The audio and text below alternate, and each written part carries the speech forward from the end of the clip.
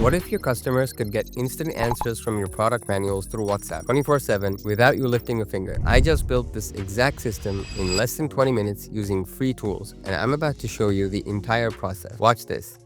I'm gonna ask my WhatsApp bot a question about a car.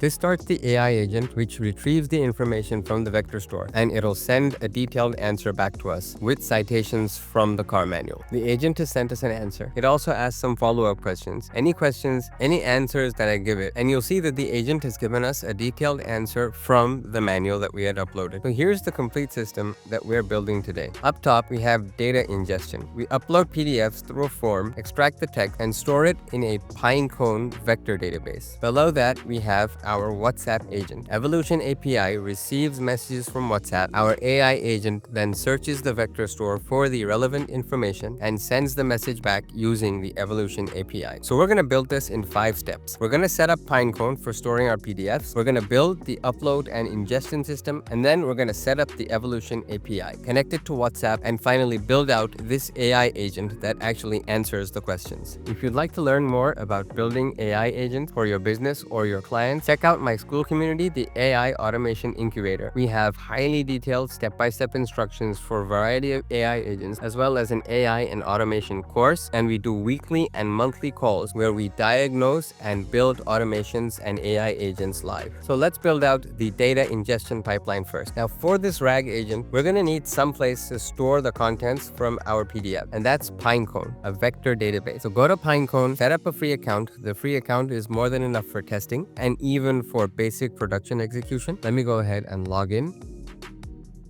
And once you're in, you're going to go ahead and click Create Index. Give your index a name, make it something easy to remember, and then under Configuration, scroll all the way to the right and choose Text Embedding 3 Small. This is one of the easier models to work with, and it's built into n8n, and it's very straightforward to use. So stick to Text Embedding 3 Small. Scroll down, you can choose any cloud provider that you want. If you're on the free plan, you'll only be able to choose one region. If you're on the paid plan, you'll be able to choose other regions. And then once you've selected everything, you can go ahead and click Create Index, and in a couple of minutes it's going to set it up and you will have your index ready to go. Now since I already have mine over here, let me go ahead and show you. You'll see that my index also has a lot of records from the PDFs that I've already uploaded, and I'm using the Text Embedding 3 Small embedding model. One more number that you need to pay attention to is the dimensions. I've left this at 512. Just keep this number in mind. So that's Pinecone all set up and done, less than 2 minutes. Next, we have to go ahead and build the upload system in n8n. So the data ingestion system works like this. We start out with a form submission trigger, which you can find by clicking the plus icon, searching for form, drop in an n8n form, and if I double click this, you'll see that I've given this a title called upload file. I've left the description blank. The under form elements, the field name is PDF manual. The element type is file. I have left multiple files off for now. The easiest way to do this is working with one file at a time. Accepted file type, leave it as .pdf. Otherwise, people will be able to upload other files, and that may break the workflow. And make this a required field. And we're also going to give it a few more fields for metadata. And I'll explain what metadata is shortly. So since for this example, I'm using car manuals, I'm going to add one field called car manufacturer, which is a text. This is also required. And another field called car model. This is also a text, and it's also required. If you wanted to make this even more in-depth, you could add a third field for the year as well. But just to keep things simple, I'm just going to do 2 fields for now. So that's the form trigger setup. That form trigger then goes to an extract from file node, which you can find by clicking on plus, typing in extract, and you'll get the extract from file node. If we open this up, we'll see that the operation is extract from PDF, and the input binary field is PDF_manual, because that's the name that we gave this field over here. But since it doesn't process spaces, it just replaces that space with an underscore. Now, once all of that data is extracted from the PDF, this node is going to result in a huge chunk of text, which is essentially the entire contents of that PDF. Then goes into a Pinecone vector store. So you can get this node by clicking on the plus icon, searching for Pinecone, and grabbing the Pinecone vector store. Now to set up the vector store, you need to have a Pinecone account. So for your credentials, just go ahead and click Create New Credential and get your API key. So you can go back to Pinecone and go to API keys, click Create an API key, give it a name, and just grab that key that it gives you, drop it in here, and when you hit save, it should test it and give you a green successful test. Once that's done, your Pinecone account is all set up. Now to this Pinecone vector store, we will need to attach two more nodes. We're going to need to attach a data loader, and we're also going to need to attach embeddings. So if you recall, we had selected text embedding 3 small as our embeddings model. So back in n8n, click the plus icon under embeddings and choose embeddings OpenAI. Make sure the model is text embedding 3 small, and under dimensions, go back and find the number that's here, 512, and just select the relevant dimensions here. Make sure this matches, because if it doesn't, the file's contents will not be able to load correctly into the vector store. So that is the embedding setup, and essentially what embeddings does, embeddings will take that text content and assign numbers to it. And when your retrieval agent, that query is also translated into numbers, and then the numbers in your database and the numbers from the query are compared, and that's how the agent retrieves the most relevant results for you. So that's embedding. And then we have the data loader. Choose default data loader. The type of data will be JSON. Mode will be load specific data. Make sure it's this and not load all input data. And under specific data, drag in json.text, which you'll be able to see on the left, which is just the text content of the PDF that you uploaded. Under text splitting, keep this as simple. That's fine for now. And then we need to add metadata. So click add property, and one property is going to be called manufacturer. Again, that's for this use case. So whatever kind of manual that you're uploading and however you want to categorize it, that's metadata that you will provide. So for this example, I'm going to use manufacturer, and then that is going to be from the form submission node. So the car manufacturer field that the user would have submitted, and under model, that's going to be the model field that the user would have submitted. And that's the data loader all set up. If I hit save, and if we execute the workflow from form submission, this will bring up the form. So I can go ahead and choose a manual. Let's say it's this Ionic 5 manual.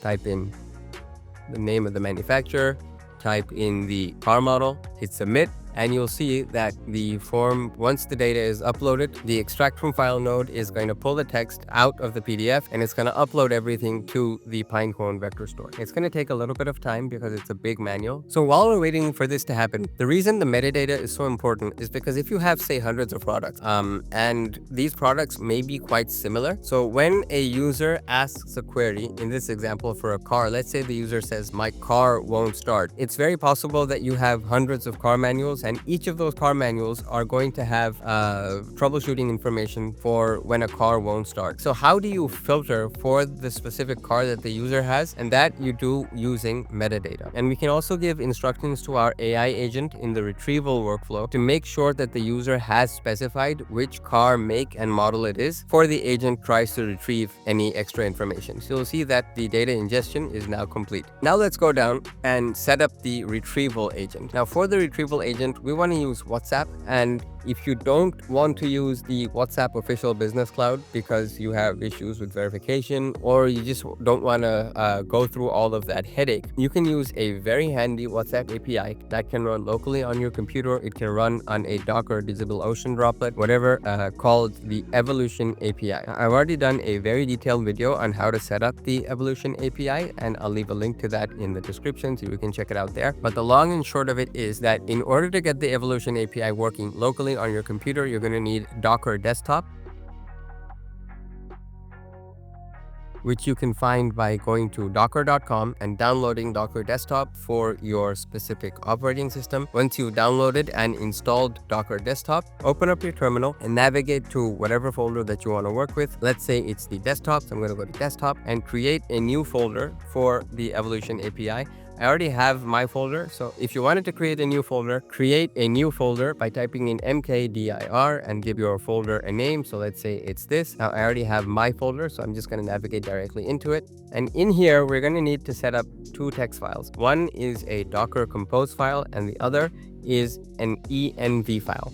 Now you could do this from the terminal, but the easier way to do it is just through the Explorer itself. So I'm going to open up a text editor, and I'm going to get the files from my school community. I'll also leave a link to Google Doc files for this in case you're not in the community and you'd like to access the file anyway. So we need to get a Docker Compose file. So let's go ahead and grab all of this information, paste it into a text editor, hit save.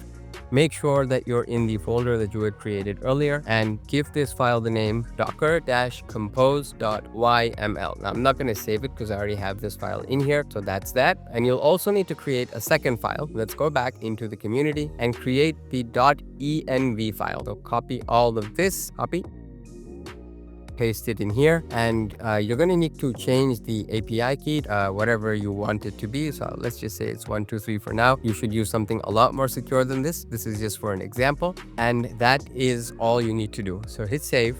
Go back to the Evolution API folder that you created earlier and save this file as .env.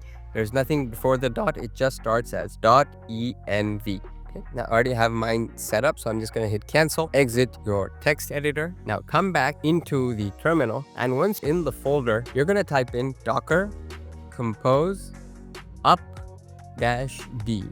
And this is going to spin up that Docker container. Now, if you're doing it for the first time, it's going to actually download all the files for this, and this. Now, since I already have everything downloaded, it's not downloading it again. But if it's your first time running it, it may take a few minutes, so just be patient. And then we're going to use a service called ngrock to expose this local installation of the Evolution API to the internet. And that's how your n8n is going to be able to access it. So sign up for a free ngrock account, log in.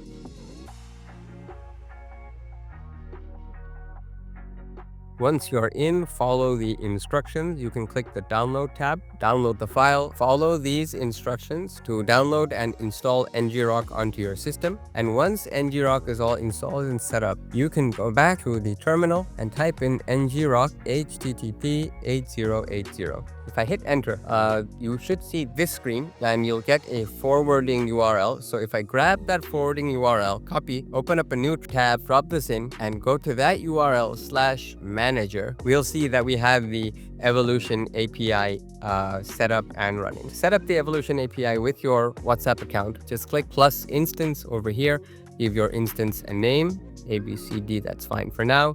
Hit save. And if we go into that instance, click get QR code. This will bring up a QR code for you to scan with your phone to get WhatsApp web up and running. And once that's done, your WhatsApp is now connected to the Evolution API. Now, in order to get this to work with n8n and to listen for messages, we need to go ahead into event, click on webhook, enable the webhook, scroll down, enable messages _ upsert, and then back in n8n, you need to drop a webhook onto your canvas. Use the production or the test URL, whichever one that you're using. Make sure it's a post webhook. Click to copy the URL, come back into Evolution API and drop that URL over here. And then finally hit save. So this has now connected your Evolution API to WhatsApp, and you've also enabled your n8n webhook to work with the Evolution API. So every time you get a message, the webhook should fire and your n8n workflow should get triggered. So that's your webhook right there. Next, we need to add a filter because this webhook is triggered anytime there is a message, whether you send it or you receive a message. Obviously, you only want this to trigger when a message is received and not when a message is sent. Otherwise, you're going to get stuck in an infinite loop. So grab this variable, JSON_body_data.fromMe, which you'll find on the side when you execute this, and make sure that this is false. So when from me is false, only then will the rest of this workflow execute. So now here is the retrieval part. We're going to add an AI agent node by clicking the plus icon and searching for AI agent. Drop it in there. This is my car help agent. Give it a system message. And what's important in the system message is to give these instructions. Use the vector store tool to retrieve the information based on the car's manufacturer and model. Again, you need to modify this for whatever specific product that you're working for and attempt to answer the question. Any model-specific answer you give must be from the vector store. And if you can't find the specific information in the vector store, state that you are unable to find the information because we do not, under any circumstances, want the AI agent to make stuff up. So there is our AI agent. The prompt is going to be this variable, message.conversation, which you'll find on the left. I'll show you a previous execution at the end of the video so you can actually see see all of the data and how it works. So that is your AI agent setup. Give your AI agent a brain, give the AI agent some memory, and the key for the memory is going to be json.body.data.key.remote.jid, and remote JID is the number that you receive the message, and this is a good key to keep that memory going. So you'll need to replace this. When you add the memory to the canvas for the first time, it's going to be connected chat trigger node. So just go ahead and select define below and drop in this variable over here. And by the way, if you want this template and detailed step-by-step instructions on how to set this up in your own n8n and computer, I have a full tutorial with instructions in the school community. So the link is in the description. Do go ahead and check that out. So you have your model, you have the memory. Now we're going to need to add a vector store tool. And this vector store tool is what will enable that agent to actually retrieve information from the vector store. So click on the plus icon and search for Pinecone. Choose Pinecone Vector Store. Make sure the operation is retrieve documents as tool for AI agent. Give it a brief description. Choose your correct Pinecone index. Since I have two, I'm just going to choose the right one over here, car manuals. Make sure that include metadata is enabled. So this time when results are retrieved, it's going to find that metadata as well, and the AI agent will then be able to filter based on the metadata what result it should show you. To this vector store, you're going to need to attach embedding again. So double click, make sure that you've selected the same embedding that you had in the ingestion workflow, and make sure that the dimensions are also the same as what you had set up in your vector store. Finally, the last piece of the puzzle is to be able to reply to messages on WhatsApp. So this is the Evolution API community node, which you can find by going into settings, and this will only work if you're running the community edition of n8n. If you're on n8n cloud, you're going to have to use the Evolution API endpoints, which I'll show you in just a moment. Come down here to community nodes and find the Evolution API community node. So copy this, click install, type in this exact text under npm package name, click I understand and hit install, and that's going to install the Evolution API custom node, which will handle the authentication and everything else for you. So back in the workflow, the Evolution API node is in Portuguese, so just go ahead and click the plus icon, search for Evolution API. In order to send a text message, the action that you're looking for is NVR texto under mensagem actions. Drop that on the canvas, set up your credentials. Now to set up the credentials, the server URL is the ngrok URL that we had gotten earlier from here, so drop that in. The API key is the API key that you added to your env file, so make sure it's secure and make sure it's safe. Once you set that up, it'll test the connection. It should give you a green success message. Now the resource is called mensagem, which I'm guessing means message. Operation is NVR texto, which is send a message. Now we need to pass in three variables. So the first variable is the instance. The instance is the name that we gave it here in the Evolution API. So this new instance that I created, I called it ABCD. I have an earlier instance set up, which is actually connected to my phone. So drop in the name of the instance, which you can find from the webhook data item JSON body.instance. We're also going to need a destination number, which is the remote JID. And if you recall, this is the same variable that we used for the simple memory. And we also need the actual message body, which is going to be JSON.output. And that is the output from the AI model. So there is the entire workflow. This workflow is ready to go in production for an e-commerce store, for any kind of business which has a lot of product manuals and would like to allow their customers to search those manuals and get relevant and customized information for their unique problems. If you found this tutorial valuable, please do subscribe to the channel and give this video a like. And if you'd like to learn more on how to build AI agents and really take a deep dive, do consider joining the school community. Thanks for watching, and I'll see you in the next one.